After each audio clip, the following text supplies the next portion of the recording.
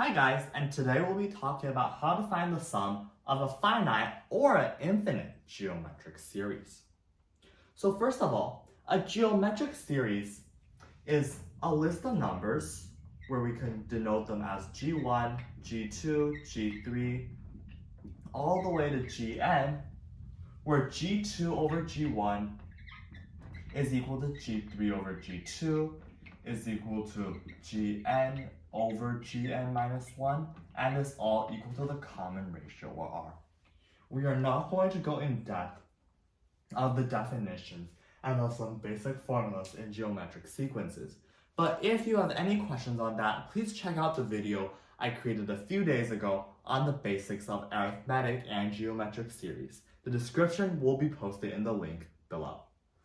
Alright, so if this is the case, then how will we find the sum of all these? g1 plus g2 plus g3 plus g4 plus ...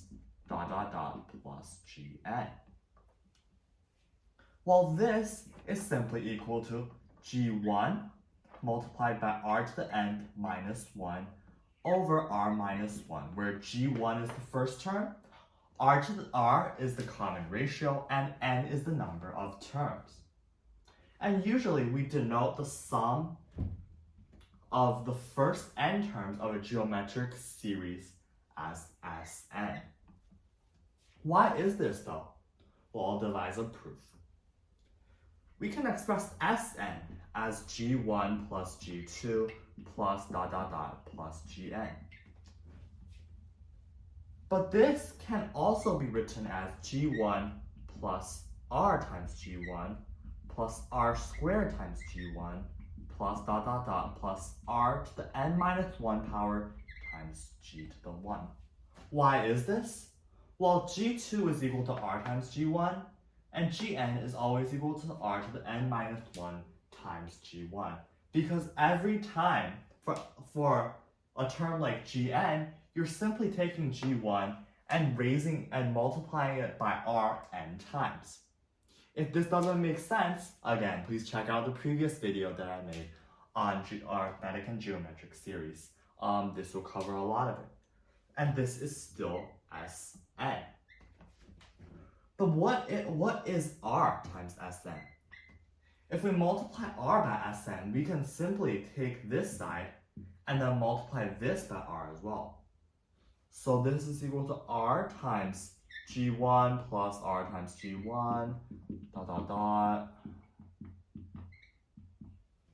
Where if we simplify, we simply get rg1, r squared g1, r to the n times g1. And this is equal to r times Sn. If we let this be equation 2 and let this be equation 1, and did equation 2 minus equation 1, we would get that r minus 1 of Sn's is equal to r g1 plus r squared g1 plus ... plus r to the n g1 minus g1 plus r g1 plus r squared g1 plus r to the n minus 1 times g1. But what is this equal to? The terms in g1, r times g1, r squared times g1, sorry, it should be g1, and all the way to r to the n minus 1 times g1 is simply the top, but shifted by 1. What does this mean? This means that these cancel. So what we're left with, essentially, is r to the n g1 minus g1. But if this is equal to r minus 1 of Sn's, then what would Sn be?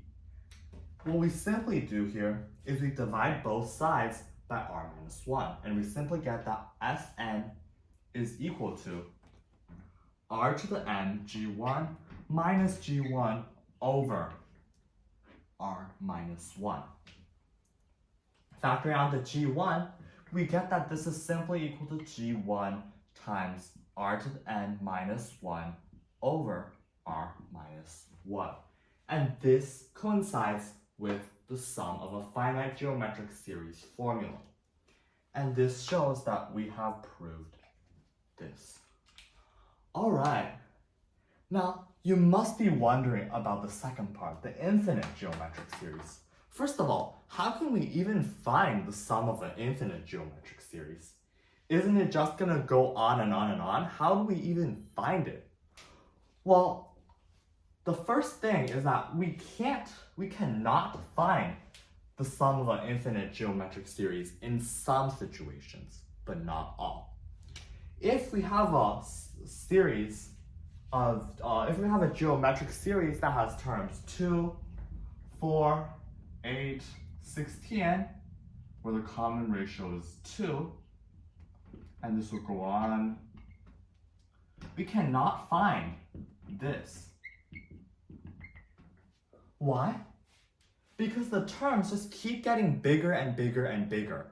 And in the end, this expression will explode upwards. It will explode into infinity. But there are some situations where we can find the sum. An example would be if we have a sequence which terms are 4, 2, 1, 1/2, 1/4, and so on. In the second series, we are able to find the sum to the infinite term. Why? Because in the end, the terms will get closer and closer to 0. So we can think about it as if we stopped counting terms after one moment.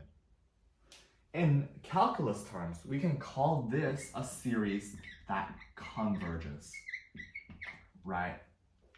Which series converge?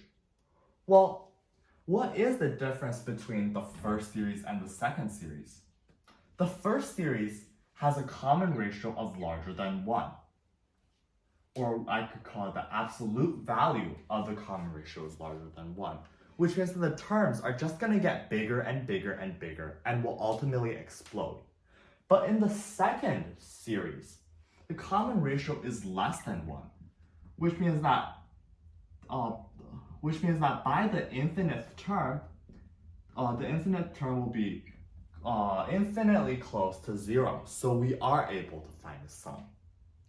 But in conclusion, the only time where we can find the sum of an infinite geometric series is when the absolute value of the common ratio is less than 1, because the terms will get increasingly closer to 0, where we can find a finite sum, where we can find a sum that is not infinity.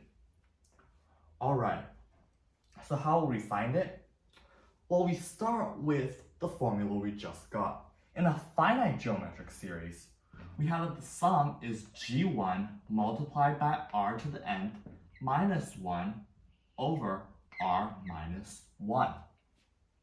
However, if we have an infinite geometric series, or if the series goes on forever, n is equal to infinity.